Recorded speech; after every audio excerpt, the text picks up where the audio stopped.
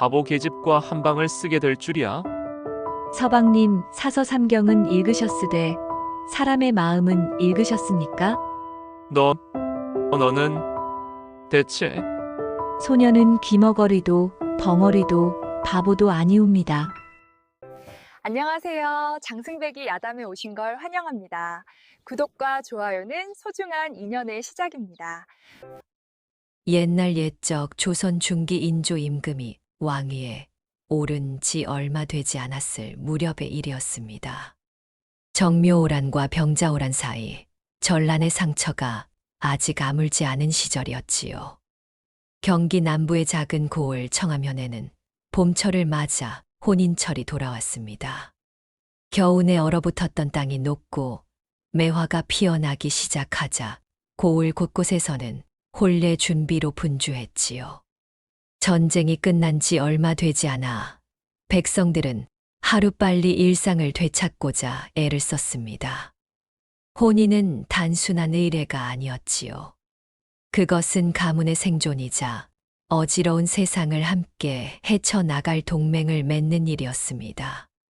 집안과 집안을 잇는 혼례는 곧 미래를 위한 투자였고 희망의 끈이었지요. 청암현의 장터에는 혼례 물품을 사려는 사람들로 북적였습니다. 붉은 비단을 고르는 노파, 패백 음식 재료를 흥정하는 아낙네, 혼수감을 준비하는 처녀들의 수다 소리가 시장 안을 가득 채웠지요. 그런 분주한 봄날 청암현에도 한 혼례가 치러지려 하고 있었습니다. 사람들은 수군거렸습니다. 바보 계집에게도 혼처가 들어왔다니 세상 참 알 수 없는 일이로구나. 이 혼례의 신부는 연화라는 이름의 여인이었습니다. 연화는 한때 이름 있던 중인 가문의 딸이었으나 그 집안은 이미 몰락한 지 오래였지요. 연화의 아비는 10여 년 전 영모에 연루되어 처형당했고 어미는 그 충격으로 병을 얻어 세상을 떠났습니다. 연화는 그 뒤로 먼 친척 집을 전전하며 살아왔지요. 고을 사람들은 연화를 두고 말귀를 못 알아듣는 계집이라 수군댔습니다. 연화는 말수가 적었고 늘 고개를 숙이고 다녔으며 사람들과 눈을 마주치는 일도 드물었지요. 누군가 말을 걸면 어눌하게 대답하거나 아예 입을 다물어버리곤 했습니다. 저 계집 아이 정신이 온전치 못한 것 같아. 그러게 말이야. 10살이 넘도록 제대로 말 한마디 못하더니. 고을 아낙네들은 우물가에서 빨래터에서 장터에서 연화에 대한 소문을 주고받았습니다. 연화의 외모는 수수했으나 단정했고 늘 고개를 숙이고 있어 그 얼굴을 제대로 본 사람도 많지 않았지요. 다만 그녀가 물을 길어 나르거나 빨래를 할 때면 그 동작만큼은 조용하고 정확했습니다. 연화는 친척 집에서 온갖 굳은 일을 도맡아 했습니다. 새벽같이 일어나 물을 길어오고 밥을 짓고 마당을 쓸었지요. 친척 아주머니가 욕을 해도 아이들이 놀려대도 연화는 그저 고개를 숙일 뿐이었습니다. 그런 연화에게 혼처가 들어온 것은 모두가 놀랄 일이었습니다. 신랑은 윤지연이라는 이름의 사내였습니다. 사람들은 그를 윤서방이라 불렀지요. 윤서방은 30살의 나이로 향리 출신이었으나 과거 공부에 매진하여 신진사족의 길을 걷고 있었습니다. 그는 학식이 있었고 글씨도 잘 썼으며 고을에서 제법 이름이 알려진 인물이었지요. 하지만 윤서방은 오만한 성정을 지니고 있었습니다. 자신이 글을 안다는 이유로 무식한 백성들을 깔보았고 자신의 학식을 자랑하기 좋아했지요. 사서삼경을 읽지 못한 자들이 무슨 도리를 알겠는가. 그는 종종 이런 말을 입에 달고 살았습니다. 윤서방의 어미는 더욱 대단한 사람이었습니다. 권세를 줬는데 여념이 없는 여인이었지요. 시어머니가 될 그 여인은 원래 중인 가문 출신이었으나 관아의 향리와 혼인한 뒤로는 고을에서 제법 힘을 쓰는 집안이 되었습니다. 우리 아들은 반드시 양반이 되어야 한다. 그러려면 좋은 혼처를 구해야지. 윤서방의 어미는 늘 이렇게 말했습니다.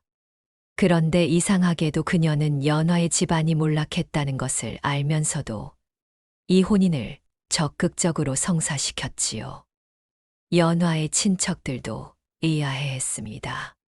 저런 좋은 집안에서 왜 우리 연화 같은 계집아이를 며느리로 삼으려는 걸까? 하지만 윤서방의 어미는 단호했습니다. 다른 이유가 있었던 것이지요. 이 혼인은 사랑에서 비롯된 것이 아니었습니다. 집안의 계산과 이해관계가 얽힌 거래였을 뿐이었습니다. 윤서방 역시 이 혼인이 마땅치 않았습니다. 어머님, 왜 하필이면 바보 계집을? 그가 불만을 토로하자 어미는 차갑게 말했지요. 내가 알바 아니다. 어미의 뜻을 따르거라. 윤서방은 어미의 뜻을 거스를 수 없었습니다. 혼례 당일이 밝았습니다. 청암현 윤씨 집안의 사랑채는 하객들로 가득 찼고 마당에는 잔치 음식이 차려졌지요. 연화는 붉은 치마 저고리에 족두리를 쓰고 가마를 타고 왔습니다. 가마에서 내린 연화의 모습을 본 사람들은 수군거렸습니다. 저 계집 정말 바보가 맞나? 얼굴은 꽤 괜찮은데 말이야. 하지만 말 한마디 제대로 못한다잖아. 혼례 절차가 시작되었습니다. 전할례, 교배례, 합근례. 연화는 조용히 예를 따랐습니다. 절을 하라면 절을 했고 술잔을 들라면 들었지요. 그 모든 동작이 정확했으나 연화는 단 한마디도 하지 않았습니다. 시어머니가 연화를 시험하듯 물었습니다. 너는 바느질을 할 줄 아느냐? 연화는 고개만 끄덕였습니다. 음식은 만들 줄 아느냐? 다시 고개만 끄덕였지요. 시어머니의 얼굴에 차가운 미소가 번졌습니다. 허허, 말도 제대로 못하는구나. 이것 참. 하객들 앞에서 시어머니는 은근히 며느리를 모욕했습니다. 우리 집안에 복이 없어 이런 며느리를 맞이하게 되었구려. 연화는 그 말을 듣고도 아무 내색하지 않았습니다. 그저 고개를 숙인 채 작은 소리로 예 한마디만 할 뿐이었지요. 혼례를 지켜보던 하인들조차 고개를 가웃거렸습니다. 저토록 말이 없는 신부는 처음 보는구나. 정말 정신이 온전치 못한 게 아닐까.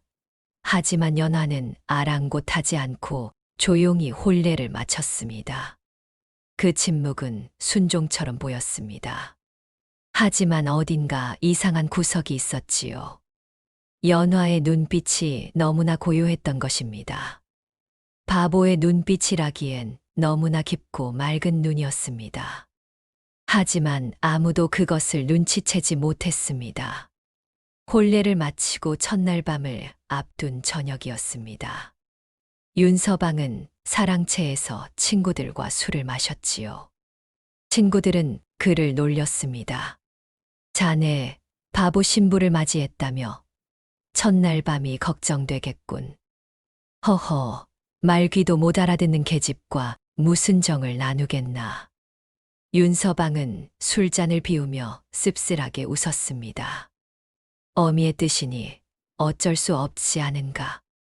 그는 점점 더 술을 마셨고 어느덧 술에 취해버렸지요. 해가 지고 달이 떠올랐습니다. 하인이 와서 윤서방을 신방으로 안내했습니다. 비틀거리며 신방에 들어선 윤서방은 촛불 아래 앉아있는 연화를 보았지요. 연화는 여전히 고개를 숙이고 있었습니다. 윤서방은 술기운에 붉어진 얼굴로 중얼거렸습니다. 바보 계집과 한 방을 쓰게 될 줄이야.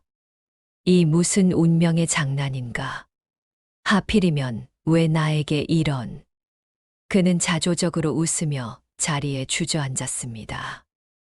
연화는 그 말을 듣고도 아무 내색 없이 고개를 끄덕였습니다. 그리곤 희미하게 미소 지었지요. 그 미소는 어딘가 묘했습니다. 슬픈 듯 하면서도 무언가를 아는 듯한 미소였습니다. 달빛이 창문을 통해 방 안으로 스며들었고 그 빛이 연화의 얼굴을 비췄지요. 윤서방은 그 미소의 의미를 알지 못한 채 눈을 감았습니다. 술기운에 취해 그대로 잠들려는 순간이었습니다. 바로 그때 놀라운 일이 벌어졌습니다. 서방님, 조용하지만 또렷한 목소리가 들려왔습니다. 윤서방은 깜짝 놀라 눈을 떴지요. 연화가 그를 바라보고 있었습니다. 그 목소리는 분명했고 발음도 정확했습니다. 하루 종일 말 한마디 제대로 못하던 여인의 목소리라고는 믿을 수 없었지요. 불을 끄지 말아 주셨으면 합니다. 연화가 조용히 말했습니다. 윤서방은 술이 확 깬 듯한 기분이었습니다. 뭐라고? 그는 더듬거리며 물었지요. 연화는 다시 한 번 말했습니다. 불을 끄지 말아 주셨으면 합니다. 서방님. 윤서방은 어이없다는 듯 비웃었습니다. 바보 계집이 제 얼굴이라도 보이고 싶은 게냐? 아니면 내 얼굴을 똑똑히 보고 싶은 거냐? 그의 목소리에는 조롱이 섞여 있었습니다. 하지만 연화는 흔들림 없이 대답했습니다. 그리하고 싶습니다. 그 눈빛이 너무나 맑고 단호해서 윤서방은 순간 당황했지요. 그는 코웃음을 치며 말했습니다. 좋다, 그리하거라. 어차피 첫날 밤인데 촛불쯤이야. 윤서방은 허락했습니다. 이 사소한 선택이 모든 것을 바꾸기 시작하리라곤 그는 상상도 못했지요. 촛불은 계속 타올랐고 방 안은 은은한 빛으로 가득 찼습니다.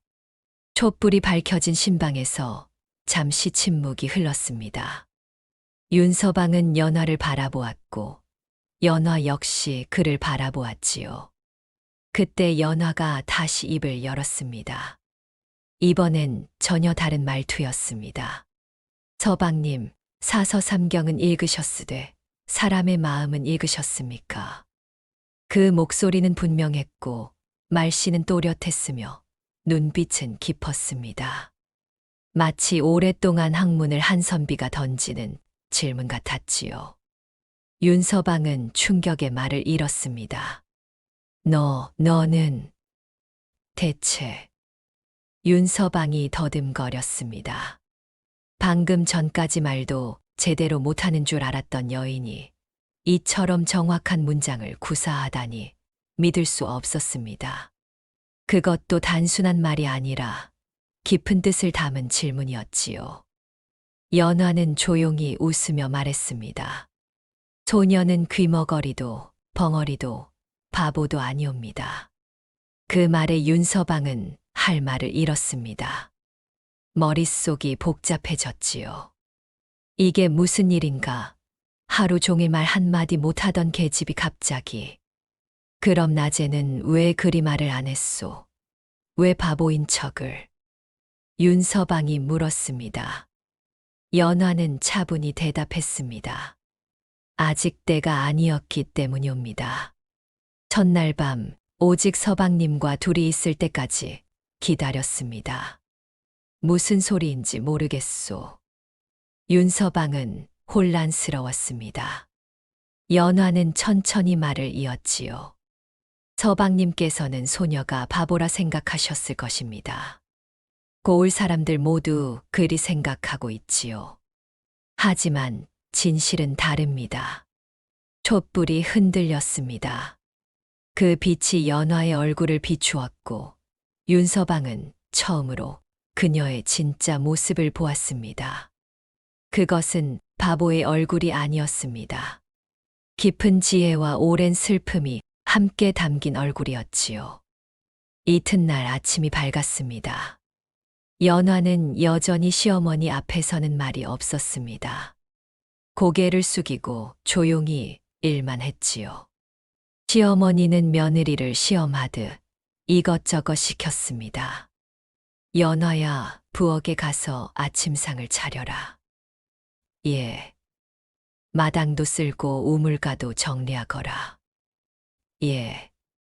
연화는 순순히 따랐습니다. 하지만 사흘째 되는 날, 연화는 조용히 시어머니께 말했습니다. 마님, 곳간의 쌀이 장부와 맞지 않는 것 같사옵니다. 시어머니는 깜짝 놀랐습니다. 뭐라고? 내가 무슨 소리를 하는 게냐? 연화는 담담히 대답했지요.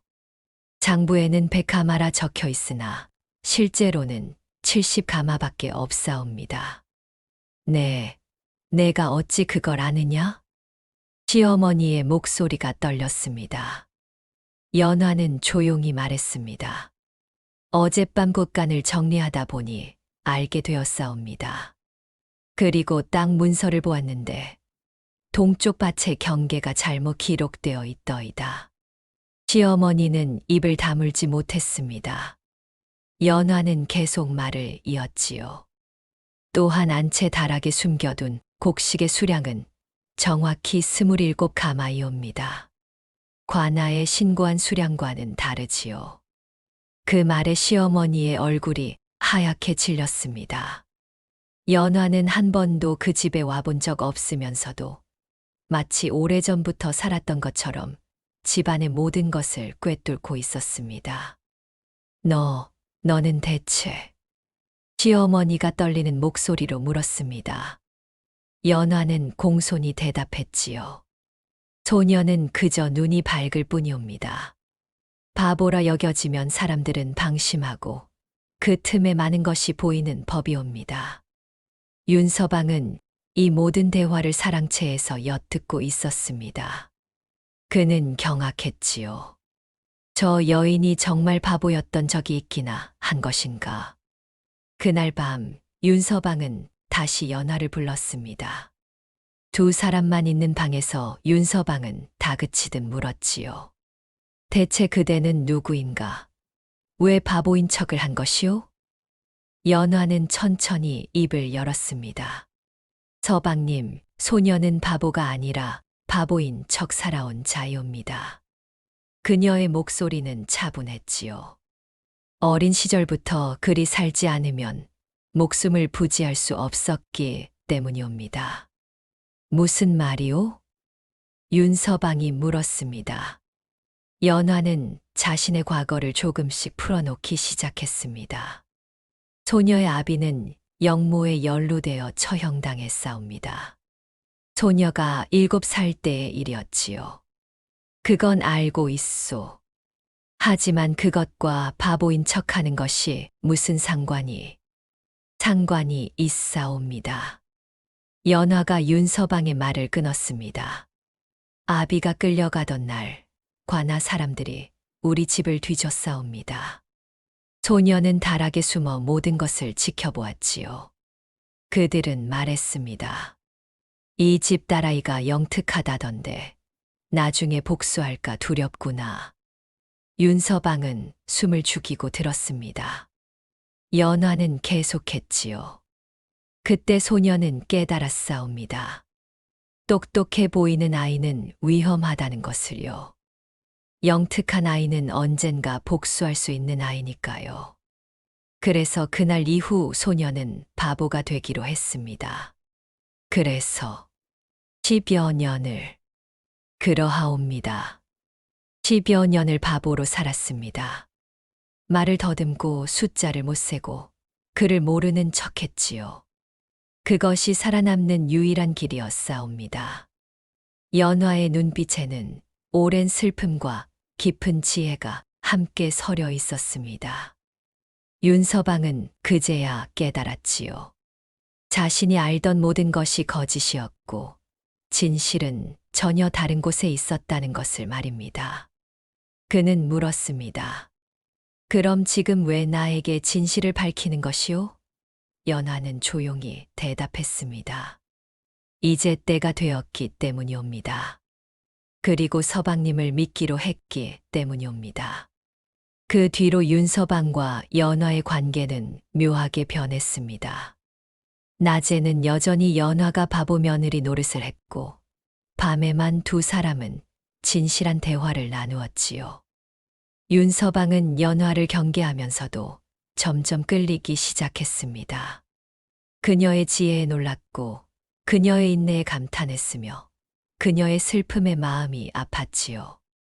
부인, 그대는 참으로 대단한 사람이요. 어느 날 밤 윤서방이 말했습니다. 연화는 고개를 저었지요. 아니옵니다. 소녀는 그저 살아남고자 했을 뿐이옵니다. 하지만 10여 년을 그리 살아낸다는 것이 쉬운 일이겠소?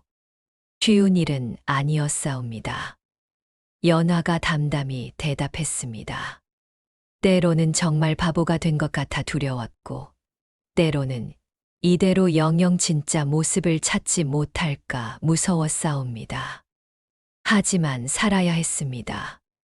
아비의 누명을 벗겨드려야 했으니까요. 그 말에 윤서방은 놀랐습니다. 아직도 그 일을, 연화는 고개를 끄덕였지요. 아비는 영모를 꾸민 적이 없사옵니다. 누군가 아비에게 죄를 뒤집어 씌운 것이지요. 소녀는 언젠가 그 진실을 밝히고자 합니다. 윤서방은 연화의 손을 잡았습니다. 내가 도울 수 있는 일이 있다면 말하시오. 연화는 처음으로 환하게 웃었습니다. 그 미소가 너무나 아름다워 윤서방은 가슴이 뛰었지요. 두 사람 사이에는 이상한 정이 싹트기 시작했습니다. 그것은 동정도 아니고 연민도 아니었습니다. 진실을 나눈 두 영혼 사이의 깊은 유대감이었지요. 평화로운 듯 보이던 나날이 한 달쯤 지났을 무렵이었습니다. 어느 날 아침 고을의 소문이 돌기 시작했습니다. 관아에서 향리들의 장부를 조사하고 있다는 것이었지요. 윤 씨 집안도 조사 대상이라던데. 시어머니 마님이 관아 곡식을 빼돌렸다는 소문이 있지 않은가. 장터와 우물가에서 사람들이 수군거렸습니다.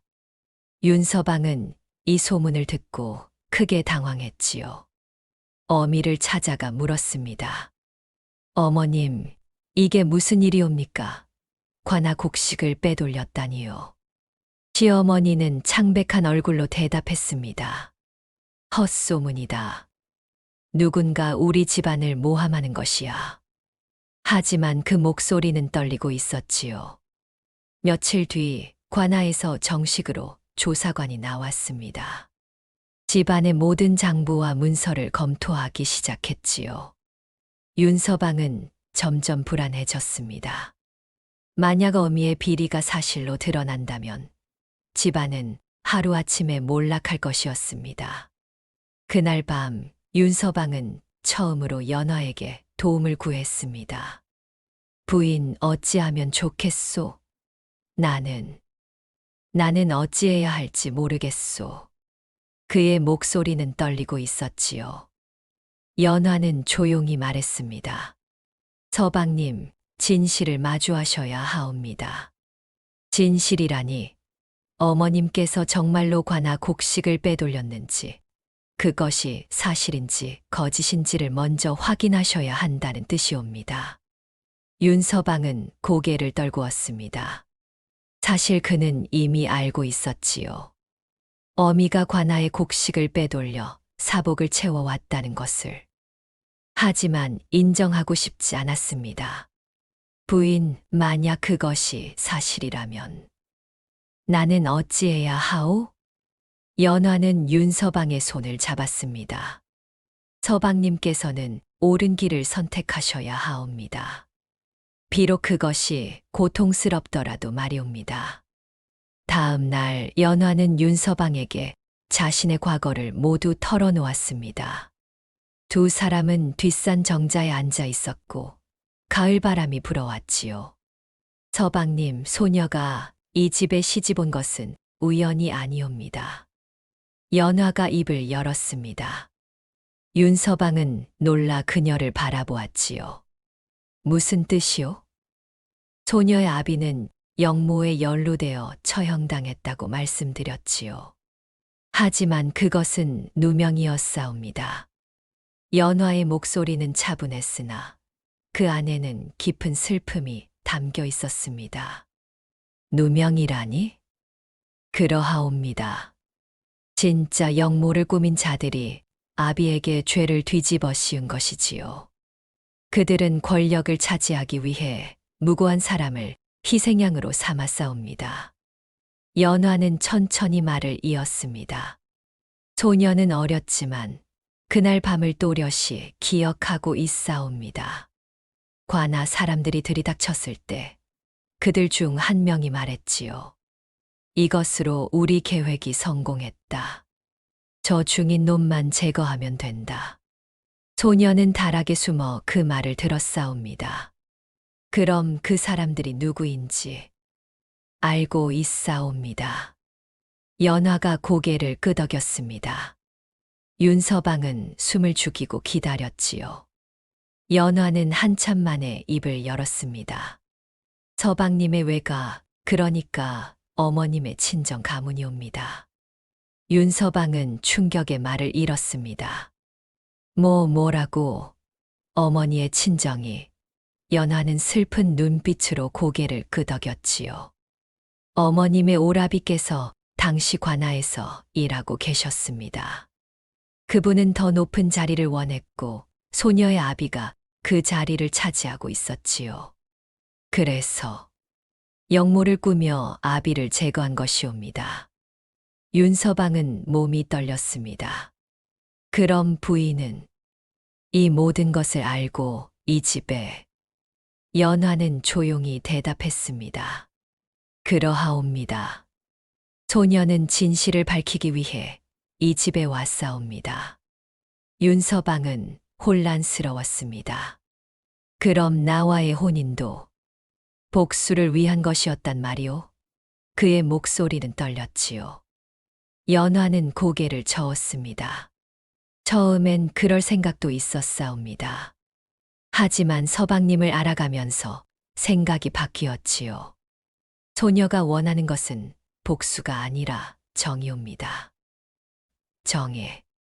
그러하옵니다. 아비의 누명을 벗기고 진실을 세상에 알리는 것. 그것이 소녀가 원하는 것이옵니다. 서방님의 집안을 망치려는 것이 아니라 진짜 죄인을 밝히려는 것이옵니다. 연화는 윤서방을 똑바로 바라보며 말했습니다. 이번엔 숨지 않겠사옵니다. 10여 년을 바보로 살았으나 이제는 진실을 밝힐 때가 되었사옵니다. 윤서방은 물었습니다. 어찌하실 작정이요?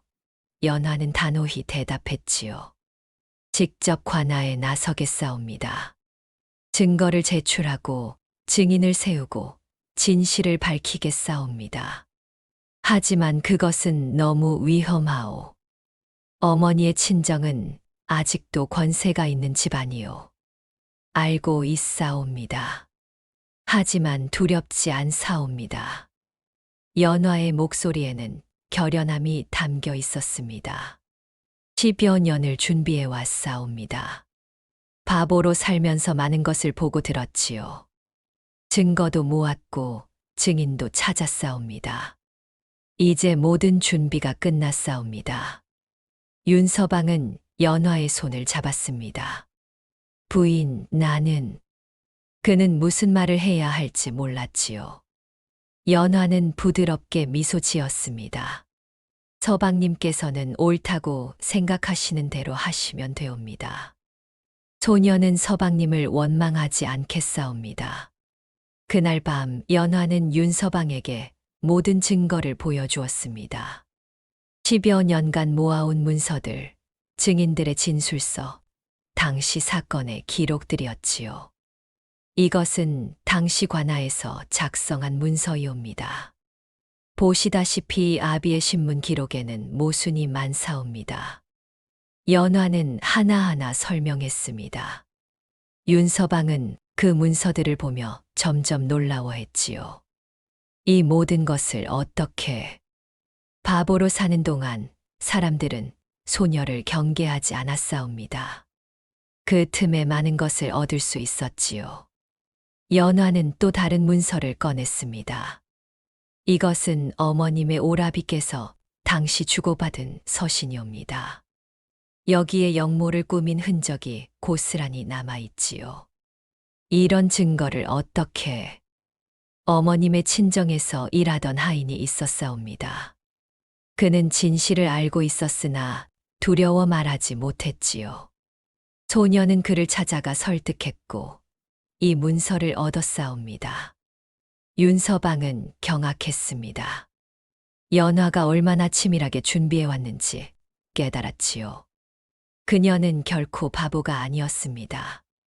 오히려 누구보다 영특하고 인내심 강한 사람이었습니다. 그런데 부인, 한 가지 묻겠소. 말씀하시옵소서. 왜 하필 이 시점에 진실을 밝히려 하시오? 혼인 전에도 할 수 있었을 텐데. 연화는 씁쓸하게 웃었습니다. 혼인 전에는 소녀의 말을 아무도 믿지 않았을 것이옵니다. 바보 계집의 헛소리라 여겼겠지요. 하지만 이제는 다르옵니다. 서방님이라는 증인이 계시고 이 집안의 며느리라는 입장이 있사옵니다. 윤서방은 고개를 끄덕였습니다. 연화의 계획이 얼마나 치밀했는지 알 수 있었지요. 하지만 시어머니도 만만치 않았습니다.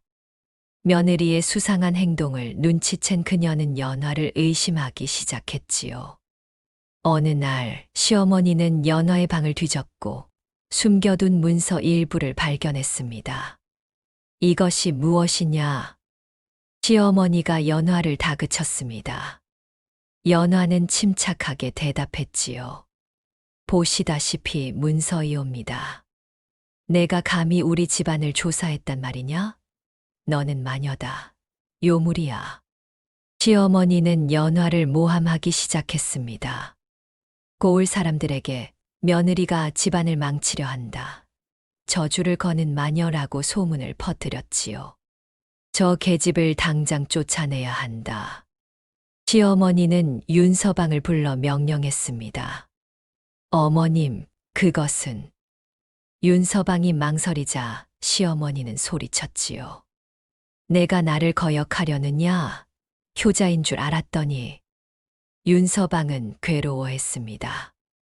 어머니와 아내 사이에서 어떤 선택을 해야 할까요? 평생 효도해 온 어미를 거역할 수 있을까요? 하지만 연화가 말하는 것이 진실이라면?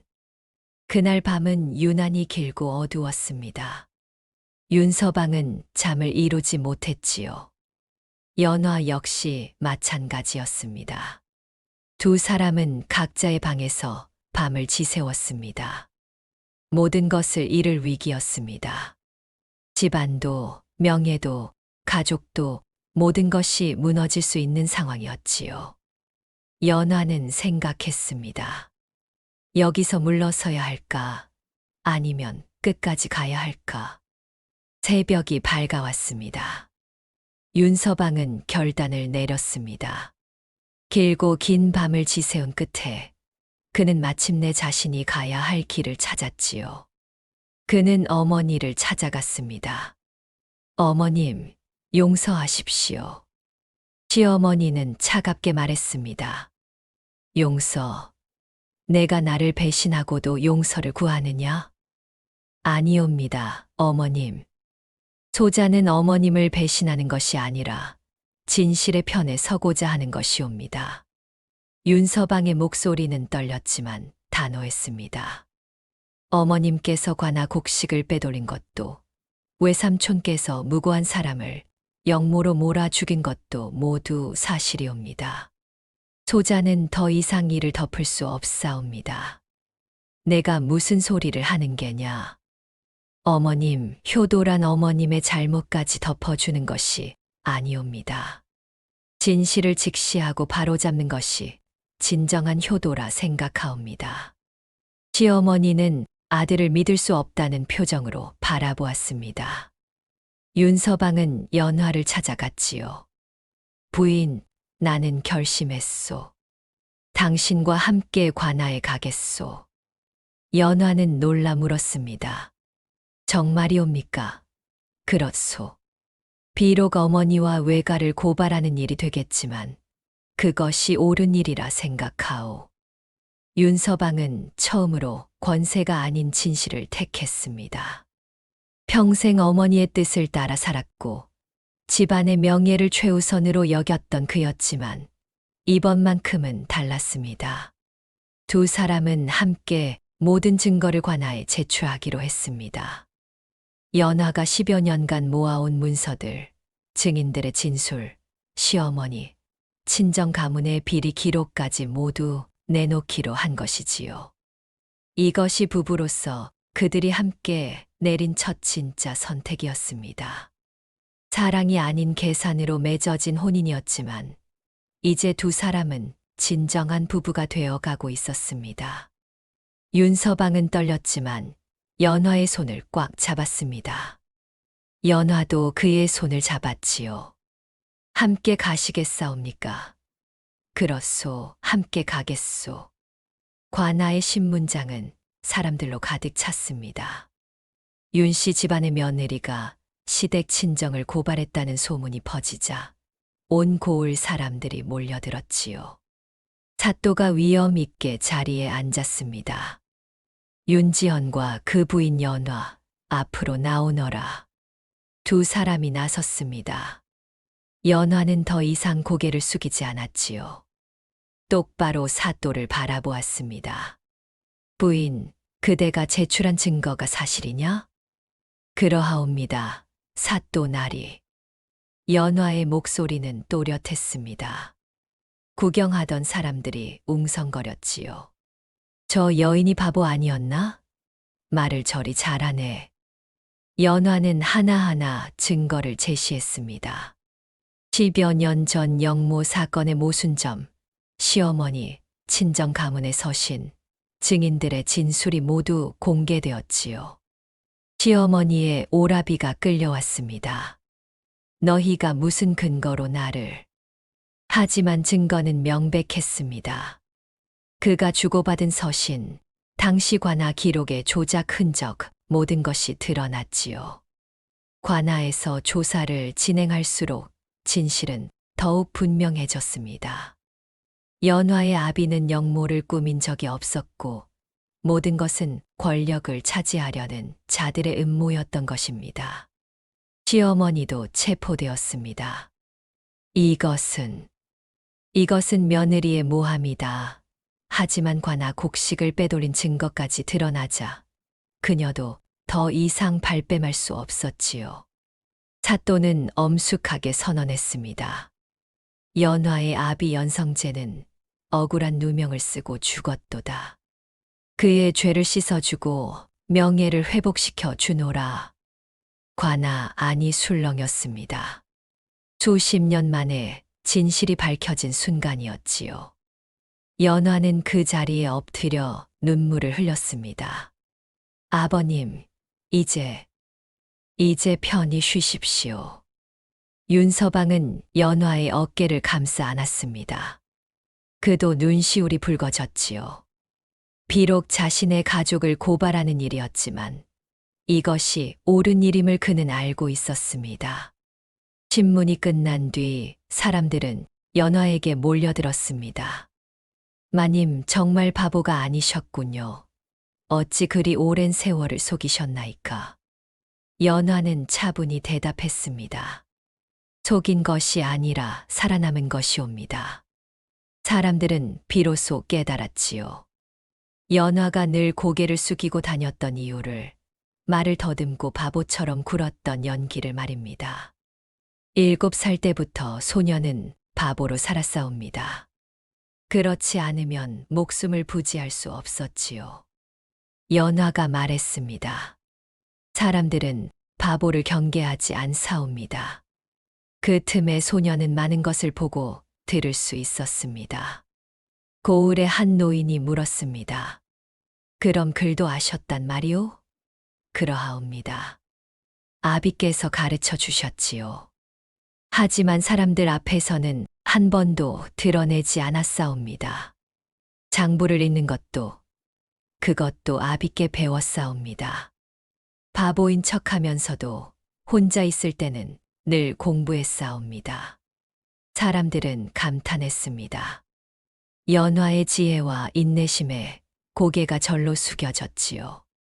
참으로 대단한 분이시구려. 10여 년을 그리 살다니. 한 아낙네가 물었습니다. 하지만 외롭지 않으셨나이까? 아무에게도 진짜 모습을 보이지 못하고. 연화는 슬픈 미소를 지었습니다. 외로웠사옵니다. 때로는 견디기 힘들 정도로요. 하지만 아비의 누명을 벗겨드려야 한다는 일념으로 버텼사옵니다. 모든 것이 이제야 분명해졌습니다. 연화가 혼례 첫날 밤에 불을 켜두자고 한 이유도, 윤서방에게만 진실을 밝힌 이유도 모든 것이 그녀의 치밀한 계획이었던 것이지요. 바보의 가면 뒤에서 연화는 누구보다 또렷하게 세상을 보고 있었습니다. 그녀는 단순히 숨어 지낸 것이 아니라 그 시간 동안 진실을 모으고 증거를 찾고 때를 기다렸던 것입니다. 시어머니와 그 오라비는 유배형에 처해졌습니다. 관아 곡식을 빼돌린 죄와 무고한 사람을 영모로 몰아 죽인 죄, 모두 무거운 벌을 받았지요. 윤서방의 집안은 큰 타격을 입었습니다. 하지만 윤서방은 후회하지 않았습니다. 옳은 일을 한 것이요. 그는 연화에게 말했지요.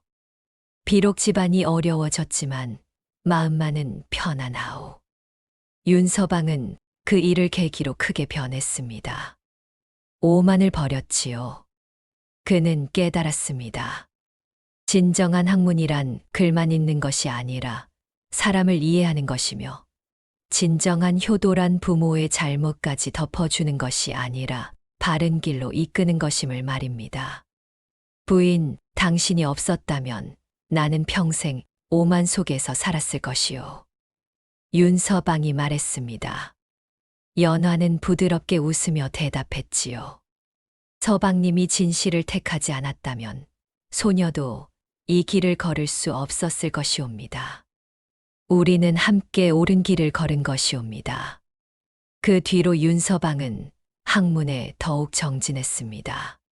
하지만 이제는 사람을 깔보지 않았지요. 집안일에도 관심을 가졌고 연화와 함께 의논하며 일을 처리했습니다. 연화는 집안의 살림과 중요한 판단을 맡게 되었습니다. 더 이상 바보 행세를 할 필요가 없었지요. 그녀의 지혜와 슬기로움이 집안을 일으켜 세웠습니다. 부부는 비로소 서로를 존중하며 나란히 서게 되었습니다. 사랑으로 시작하지 않은 혼인이었지만 진실을 함께 마주하며 진정한 부부가 된 것이지요. 부인 처음엔 어머니의 뜻에 따라 혼인했지만 이제는 진심으로 당신을 아내로 여기오. 소녀도 그러하옵니다, 서방님. 처음엔 복수를 위해 이 집에 왔으나 이제는 진심으로 서방님의 아내가 되고자 하옵니다. 두 사람은 서로를 바라보며 미소 지었습니다. 그것은 이해와 존중에서 비롯된 진실한 미소였지요. 세월이 흘렀습니다. 윤서방은 과거에 급제하여 관직에 올랐고 연화는 지혜로운 아내로서 그를 내조했지요. 고을 사람들은 이제 연화를 지혜로운 마님이라 불렀습니다. 한때 바보라 손가락질 받던 그 여인이 이제는 모두가 존경하는 어른이 된 것이었지요. 젊은 여인들은 연화를 찾아와 조언을 구했고 어려운 일이 있으면 그녀의 지혜를 빌렸습니다. 어느 봄날 한 젊은 여인이 연화를 찾아왔습니다. 마님, 여쭤볼 것이 있사옵니다. 무엇이든 말해보거라. 젊은 여인은 조심스레 물었지요. 마님께서는 어찌 그리 오랜 세월 바보인 척하며 사셨나이까? 힘들지 않으셨나이까? 연화는 잔잔히 웃으며 대답했습니다. 물론 힘들었느니라. 때로는 견디기 어려울 정도로 외롭고 고통스러웠지. 하지만요. 세상엔 바보로 살아야 살 수 있는 때도 있는 법이니라. 연화는 창밖을 바라보며 말을 이었습니다. 지혜란 드러내는 것이 아니라 지켜내는 것이란다. 때로는 숨는 것이 가장 큰 용기이고 침묵하는 것이 가장 큰 지혜일 수 있느니라. 젊은 여인은 깊이 고개를 숙였습니다. 가르침 감사하옵니다, 마님. 연화는 그녀의 머리를 쓰다듬으며 말했지요. 하지만 기억하거라. 평생 숨어 살라는 것이 아니니라. 때를 기다리고 준비하고 적절한 순간에 진실을 드러내는 것. 그것이 진정한 지혜란다. 연화의 이야기는 고을을 넘어 멀리까지 퍼져나갔습니다. 사람들은 말했지요. 진정한 지혜는 때로 침묵 속에 숨어 있으며 진정한 용기는 적절한 때를 기다릴 줄 아는 인내에서 나온다고 말입니다. 연화는 평생 바보의 가면을 쓰고 살았지만 그 가면 뒤에는 누구보다 맑은 눈이 있었고 누구보다 강한 의지가 있었습니다. 그녀는 10여 년을 참고 기다렸고 마침내 진실을 밝혀냈지요. 옛말에 대교약졸이라는 말이 있습니다. 큰 교묘함은 오히려 서툰 것처럼 보인다는 뜻이지요. 연화야말로 이 말을 몸소 보여준 사람이었습니다. 그녀는 세상이 자신을 바보라 여기도록 내버려 두었고 그 속에서 진실을 지켜냈습니다. 때로는 드러내지 않는 것이 가장 큰 힘이 되기도 하는 법입니다. 때로는 약해 보이는 것이 가장 강한 것일 수도 있지요. 연화는 바보로 보였으나 가장 지혜로웠고 약해 보였으나 가장 강했습니다. 여러분도 세상을 살아가며 기억하시기 바랍니다. 진정한 지혜는 남에게 보이기 위한 것이 아니라 소중한 것을 지키기 위한 것임을 말이지요. 그리고 때로는 침묵과 인내가 가장 큰 무기가 될 수 있음을 잊지 마십시오. 다음 영상을 빠르게 만나보시려면 좋아요와 구독을 눌러주세요. 그럼 더 재미있는 영상으로 찾아뵙겠습니다. 모두 행복한 하루 보내세요.